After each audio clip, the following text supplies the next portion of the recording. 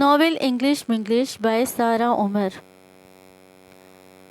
ہائے یہ جوڑوں کا درد تو میری جڑوں میں بیٹھ گیا ہے، مجھے لے کر ہی ڈوبے گا۔ دادی اماں اکثر سردیوں میں یہی دعائی دیتی تھیں اور ہر امتحان میں ایسی دعائی شہرین دیا کرتی۔ ہائے یہ انگریزی تو میری جڑوں میں ہی بیٹھ گئی ہے، مجھے لے کر ہی ڈوبے گی۔ زبان صرف رابطے کا ایک ذریعہ ہوتی ہے، کوئی اسے امارت یا ذہانت ناپنے کا پیمانہ کیسے بنا سکتا ہے؟ یہ بات کبھی شہرین کو سمجھ نہیں آنی تھی۔ میٹرک میں تو ٹیوشن پڑھ کر گزارا ہو گیا، اب کالج کی باری آئی تو کسی فلمی ہیروئن کی طرح یہ بڑا سا کالج اور ڈھیروں پریوں جیسی لڑکیاں جتنی خوبصورت لگتیں، ان کے بیچ انگریزی ایک چڑیل کا روپ دھارے کھڑی تھی۔ اس کی کوشش ہوتی کہ انگریزی کے پیریڈ میں اتنا پیچھے ہو کر بیٹھے کہ ٹیچر کو نظر ہی نہ آ سکے۔ وہ خوبصورت و حسین تھی، قد کاٹ بھی اچھا تھا۔ کالج کی لڑکیوں میں کھڑی ہوتی تو لمبے قد اور خوبصورتی کے باعث الگ سے نظر آتی۔ جلد ہی اس کی پہچان بدل گئی۔ پہلے 1-2 ہفتے تو تعارف اور ابتدائی پڑھائی میں گزر گئے، مگر اصل مسئلہ اس کے بعد شروع ہوا جب انگریزی کا ٹیسٹ آیا اور انگریزی کے ٹیچر نے کچھ سوال خود سے ایسے بنا کر دیے کہ ان کا جواب اپنے الفاظ میں لکھنا تھا۔ اسے دیکھ کر تو شہرین کے ہاتھ پاؤں میں پسینہ آ گیا۔ اس نے جواب اپنے الفاظ میں نہیں بلکہ اپنی انگریزی میں لکھا تھا، اور بدقسمتی سے ایسی انگریزی تو انگریزوں کو بھی نہیں آتی تھی۔ 2 دن بعد ٹیسٹ چیک کر کے کلاس میں بانٹے گئے تو شہرین کی شامت آ گئی۔ یہ شہرین ملک کون ہے؟ ٹیچر نے نام لیا تو پوری کلاس کو جیسے سانپ سونکھ گیا۔ وہ سیٹ سے اٹھ کر کھڑی ہوئی تو ٹیچر نے اسے پاس بلایا۔ چلیں جی، سب ان کے لیے تالیاں بجائیں۔ ٹیچر کی بات سن کر سب نے تالیاں بجائیں تو وہ کھل کر مسکرائی تھی۔ اس کا ٹیسٹ تو بہت برا ہوا تھا، پھر یہ کیا تھا؟ لیکن اسے نہیں پتا تھا کہ کالج میں ٹیچر مار تو سکتے نہیں ہیں، سو بے عزتی ایسی کرتی ہیں کہ انسان مدتوں یاد رکھے۔ شہرین کا ٹیسٹ دیکھیں۔ مس آئلہ نے پیپرز لہرائے۔ یہ ٹیسٹ بندہ فریم کروا کر دیوار میں لگائے یا اس ٹیسٹ کو انارکلی کی طرح دیوار میں چنوا دیا جائے۔ ٹیسٹ پر 0 نمبر تو وہ دیکھ چکی تھی، مگر پوری کلاس نہ تھی کہ ادھر رونا ہے یا ہنسنا ہے، تعریف ہے یا بے عزتی۔ شہرین نے ایسی انگریزی لکھی ہے کہ انگریز بھی اش اش کر اٹھیں۔ پھر جو انہوں نے مزید تبصرہ کیا تو وہ اتنی شرمندہ ہوئی کہ بس منہ ہی نہ اٹھا سکی۔ پیریڈ ختم ہونے تک پوری کلاس کے لیے لافنگ اسٹاک بن چکی تھی۔ ویسے کسی ٹیچر کو کوئی حق نہیں پہنچتا تھا کہ اس کی بے عزتی کرتی۔ اس دن وہ بری طرح سے ٹوٹ گئی تھی، تبھی اگلے دن کالج ہی نہ جا سکی۔ جہاں اس کی نالائکی ثابت ہوئی تھی، وہیں ایک لڑکی نے سب سے زیادہ نمبر لے کر اپنی ذہانت کے جھنڈے گاڑ دیے تھے۔ وہ تھی انابیہ سلطان، اور اس کے ساتھ اور کچھ لڑکیاں بھی۔ اس گروپ کی ساری لڑکیاں آپس میں باتیں انگریزی میں کرتی تھیں اور دوسری لڑکیاں انہیں اسے حیرت سے دیکھتیں جیسے یہ کوئی بہت انوکھی بات ہو۔ پتہ نہیں اردو میڈیم میں پڑھنے والے اپنے ساتھ احساس کمتری لے کر کیوں پڑے ہوتے ہیں۔ اس سے بھی لگتا تھا جسے انگریزی آتی ہے یا اس سے انگریزی اچھی ہے تو وہ کس قدر معتبر ہے۔ معاشرے میں اس کی عزت ہے، اسے کسی سے بات کرتے جھجک نہیں ہوتی۔ انابیہ کے پاس سے گزرتے اس کے گٹ پٹ انگریزی سن کر وہ عجیب سے رعب کا شکار ہو جاتی۔ کیسے انگریزی میں فر فر بولتی ہے، جیسے گھول کر پی ہو۔ ادھر یہ حال تھا کہ بولنے لگو تو زبان لڑکھڑاتی ہے، ہانپ جاتی ہے، یا پھر لفظ کا انگریزی ترجمہ ہی نہیں آتا۔ وہ بھی باقی لڑکیوں کی طرح انابیہ کی متاثرین میں شامل ہو گئی تھی۔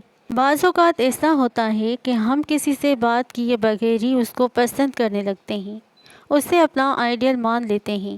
اسے بھی انابیہ سلطان جیسا ہی بننا تھا، ذہین، عقل مند، گٹ پٹ انگریزی بولنے والا۔ وہ دل ہی دل میں اسے بری طرح امپریس تھی، لیکن کبھی اتنی ہمت نہیں ہوئی کہ اس سے بات کر سکے۔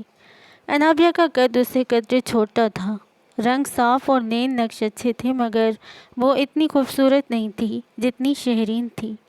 پھر بھی لڑکیاں مکھیوں کی طرح اسی کے آس پاس رہتیں۔ اس کے مغرور سے گروپ میں وہ واحد ملنسار لڑکی تھی۔ نہ جانے کیوں اس کی دوستیں کسی کا مذاق اڑاتی یا اسے تنگ کرتی تو وہی انہیں روک دیتی یا ان کی مخالفت کرتی۔ اسی باعث دوسری لڑکیاں بھی اسے پسند کرتی تھیں۔ جلد ہی امتحان شروع ہونے والے تھے۔ پہلے سیمسٹر کے لیے جہاں سب پریشان تھی، وہیں شہرین کے تو ہاتھ پاؤں پھول گئے تھے۔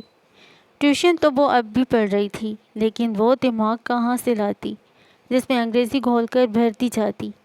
اس کے قریبی دوست بس نبیلہ ہی تھی۔ اس کا بھی حال انگریزی میں شیرین کے جیسا ہی تھا، لیکن کچھ بہتر تھا۔ تم نے مس آئلہ کے نوٹس کاپی کروائے ہیں؟ نبیلہ نے شیرین کو بریک میں سیڑھیوں پر بیٹھے دیکھا تو پوچھا۔ کروائے تو ہیں، مگر کچھ سمجھ نہیں آ رہا۔ سمجھ تو مجھے بھی۔ وہ بول رہی تھی کہ کالج کی رپورٹر BBC شکیلہ دوڑتی ہوئی آئی تھی۔ شیرین، نبیلہ، کینٹین کے پچھلے والے ایریا میں آ جاؤ۔ انابیہ سب کو مس آئلہ کے نوٹس سمجھا رہی ہے۔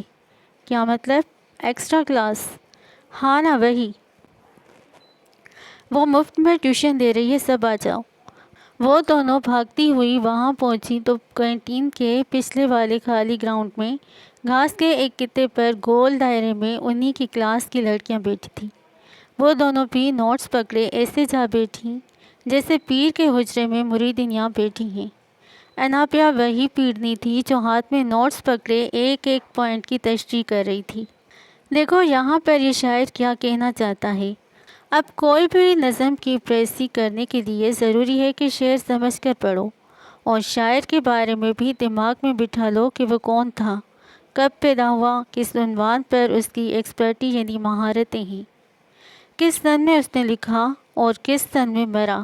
اب یہ سب باتیں دماغ میں بٹھاؤ گے تو سمجھ آ جائے گا کہ اس کا رائٹنگ اسٹائل یعنی لکھنے کا طریقہ ہے کیا۔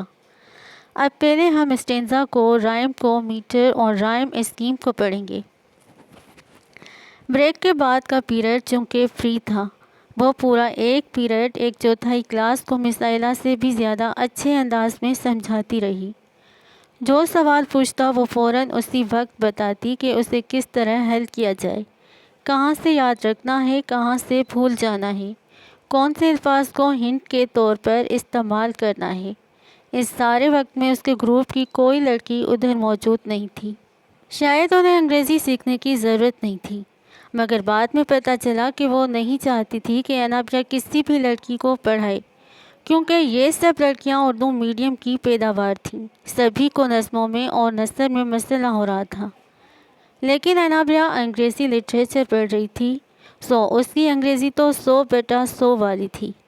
کچھ لوگ صرف اسپوکن بول سکتے ہیں اور کچھ اچھا لکھ سکتے ہیں، مگر انابیہ انگریزی بولتی بھی تھی، اچھا لکھتی بھی تھی، اور وہ اچھا پڑھاتی بھی تھی۔ پیریڈ ختم ہوا تو کچھ لڑکیوں نے جھجک کر اس کا نمبر مانگا تھا۔ ایسا کرو، سب اپنے نمبر مجھے لکھ دو، میں واٹس ایپ پر گروپ بنا لیتی ہوں، جس سے مسئلہ ہو ادھر بھیج دینا، ایسے ہمارے گروپ اسٹڈی ہو جائے گی، مگر کوئی مجھے میسج کر کے تنگ نہیں کرے گا، ورنہ میں بلاک کر دوں گی۔ وہ سنجیدگی سے سب کے نمبر لکھنے لگی تو شیرین نے بھی اپنا نمبر دے دیا تھا۔ وہ اچھی تھی، لیکن اتنی اچھی ہوگی، یہ سب لڑکیوں کی مفت میں مدد کرے گی، یہ بات کسی نے نہیں سوچی تھی، اور آنے والے دنوں نے انابیہ کو اسی صفت کے باعث مشہور کر دیا تھا۔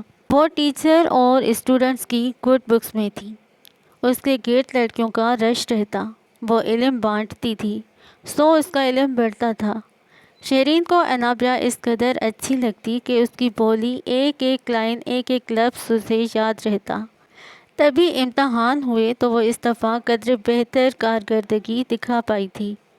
محنت بھی بہت کی تھی، مگر انابیہ کے لیکچر نے بھی اثر دکھایا تھا کہ وہ انگریزی میں پاس ہو گئی تھی، تو اس نے سکھ کی سانس لی تھی۔ سب لڑکیاں پیپر دیکھنے کے بعد انابیہ کا شکریہ ادا کرنے آئی تھیں۔ نہیں یار، یہ تم لوگوں کی محنت ہے۔ شیرین اس سے سلام دعا کے علاوہ کبھی بات ہی نہیں کر پائی تھی۔ اس نے انابیہ کو ایک ملکہ کے رتبے پر بٹھایا تھا، یا یوں سمجھ لیجیے جیسے کوئی دل ہی دل میں کسی کی پرستش کرنے لگ جائے۔ نہ جانے وہ اتنی اچھی کیوں تھی۔ اس کے گروپ میں سلمیٰ، صوبیہ، حفصہ نام کی تینوں لڑکیاں کتنی مختلف تھیں۔ سلمیٰ تو لیڈر تھی، ہمیشہ انابیہ کے خلاف ہی بات کرتی، شاید وہ انابیہ کی مقبولیت سے چلتی تھی۔ انگریزی اس کی بھی اچھی تھی، لیکن انابیہ کا دل اچھا تھا، ہیرے جیسا دل، شفاف اور چمکدار۔ شیرین اس دن کالج واپس پر لوکل بس میں سوار تھی کہ انابیہ بھی اسی بس میں سوار ہو گئی، ورنہ ہمیشہ وہ اپنی گاڑی پر جاتی تھی، ڈرائیور اسے لینے آتا تھا۔ شیرین انابیہ کو اپنے پاس کھڑا دیکھ کر گھبرا سی گئی تھی۔ انابیہ ہمیشہ کی طرح مسکرائی۔ کچھ لوگ جو دل کو پیارے لگتے ہیں ان کی ہر ادا ہی پیاری لگتی ہے، وہ بھی ایسی ہی تھی۔ مسکراہٹ ہر وقت اس کے چہرے کا احاطہ کیے ہوئی تھی۔ تم روز اسی بس سے جاتی ہو؟ ہاں، میں اسی پر جاتی ہوں، شیرین نے گھبراتے ہوئے جواب دیا۔ عجیب سی جھجک محسوس ہو رہی تھی۔ مجھے راستوں کا نہیں پتہ، نہ بس کے روٹ کا۔ جب وہ ایشین مال والا اسٹاپ آئے تو مجھے بتا دینا۔ وہ شیرین کو بتانے لگی کہ اسے کہاں اترنا ہے۔ وہ تو ابھی دور ہے۔ کچھ دیر بعد ایک عورت اتری تو سیٹ خالی ہوئی۔ آپ بیٹھ جائیں، شیرین نے اسے بیٹھنے کے لیے کہا۔ تم بیٹھ جاؤ، اتنی لمبی ہو، دیکھو کھڑے ہوئے عجیب لگ رہا ہے۔ نہیں، میں تو عادی ہوں، آپ پہلی بار سفر کر رہی ہیں، بیٹھ جائیں۔ تم بیٹھو، وہ ابھی تک اصرار کر رہی تھی۔ میں یہ بے ادبی نہیں کر سکتی۔ ان کے جھگڑے میں کوئی عورت پیچھے سے آ کر سیٹ پر بیٹھ گئی تھی۔ چلو مسئلہ ہی ختم، انابیہ ہنسی۔ ویسے تم کون سی بے ادبی نہیں کر سکتی؟ انابیہ نے اسے دیکھتے ہوئے پوچھا۔ یہی آپ سے پہلے بیٹھنے والی۔ آپ ہماری استاد ہیں، آپ نہ ہوتی تو میں تو پکا انگریزی میں فیل ہو چکی ہوتی۔ ارے کمال یار، محنت ہے تمہاری، اپنا کریڈٹ مجھے نہیں دو، جس کا ہے اس سے ہی دوں گی، اور ساری زندگی دوں گی۔ اچھا؟ انابیہ کو کچھ حیرت ہوئی تھی۔ جلدی اس کا اسٹاپ آیا اور وہ اتر گئی۔ شیرین یہی سوچتی رہ گئی کہ نہ جانے یہ لڑکی کیوں اتنی اپنی سی لگتی ہے۔ شاید ہوتے ہیں کچھ لوگ جنہیں دیکھ کر لگتا ہے کہ کبھی پچھلے جنم میں ان سے مل چکے ہیں یا ان سے کوئی قریبی تعلق ہے۔ کہتے ہیں نا کہ سب روحیں دنیا میں آنے سے پہلے عالم ارواح میں جمع تھیں۔ جو روحیں قریب تھیں وہ دنیا میں آنے کے بعد بھی ایک دوسرے سے محبت اور قربت رکھتی ہیں۔ شیرین کو لگتا تھا اس کی روح بھی عالم ارواح میں یقیناً انابیہ کی روح کے قریب ہوگی۔ اس دن کے بعد دونوں کی میسج پر بات چیت شروع ہوئی تھی۔ شیرین اس سے مشورے لینے لگی کہ انگریزی کی کل کیسے سیدھی کی جائے۔ انگریزی اس کے سب سے بڑی کمزوری تھی، لیکن انابیہ کے مشوروں نے تو شیرین کی زندگی بدل دی تھی۔ ہم جس چیز پر فوکس کرتے ہیں نا، ہمیں وہی ہر طرف نظر آتا ہے۔ شیرین کو یہ تھیوری سمجھ ہی نہیں آئی۔ کیا مطلب؟ دیکھو آج تم سرخ رنگ پر فوکس کرو تو تمہیں ہر جگہ یہی رنگ دکھے گا۔ سرخ گلاب، سرخ کپڑے، سرخ گاڑی، سرخ بیگ، سرخ جوتے، کیونکہ تم وہی دیکھنا چاہتی ہو۔ اب ساری سوشل میڈیا ایپ ایسے ہی ہمیں اشتہار دکھاتی ہیں، تو تم اپنا فوکس انگریزی سیکھنے پر لگا دو۔ موبائل میں انگریزی کی ایپ ڈاؤن لوڈ کرو۔ یوٹیوب پر چھوٹی چھوٹی ریلز میں بڑی بڑی باتیں سکھا دیتے ہیں۔ سینٹینس، ایڈورب، ایڈیم تم سیکھنے والی بنو۔ یہ سب کائنات مل کر تمہیں سکھائے گی۔ اور پھر سب سے اہم، انگریزی خبریں سنو، اخبار پڑھو، فلم دیکھو، انگریزی ناول پڑھو۔ وہ بتاتی چلی گئی۔ مگر مجھے تو انگریزی زیادہ سمجھ ہی نہیں آتی۔ آئے گی ایک دن، ضرور آئے گی۔ دیکھو یہ لائبریری میں کتابیں پڑھنے کے لیے ہیں، وہ کتابیں ایشو کراؤ اور ہفتے میں وہ کتابیں پڑھو، ایک انگریزی ایک اردو، ایک فکشن ایک نان فکشن، بدل بدل کر پڑھو۔ جب دماغ میں علم انڈیلو گی تو وہی باہر نکلے گا، کچرا نہیں نکلے گا۔ اب سمجھ آیا کہ وہ ہر دوسرے دن لائبریری کیوں پہنچی ہوئی تھی۔ صحیح بات ہے، PDF اور ای بک کے دور میں بھی کتابیں پڑھنے والے کتابیں پڑھتے ہیں اور بہانے نہیں کرتے کہ ہمیں وقت نہیں ملتا۔